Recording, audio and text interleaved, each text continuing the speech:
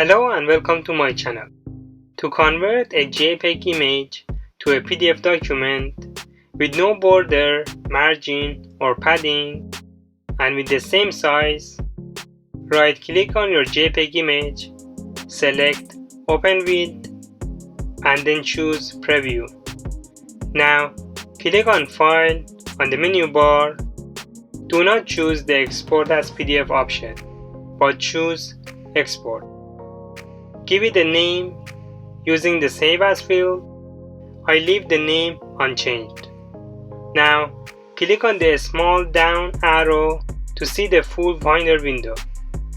Choose your location. I choose the same location, desktop. Now open the Format drop-down menu and select PDF. You don't need to modify the other options shown. Click Save. Let's open the PDF one and compare. Please like if this video helped you, subscribe for more tips and tutorials, and comment to ask questions or to give feedback. Thank you.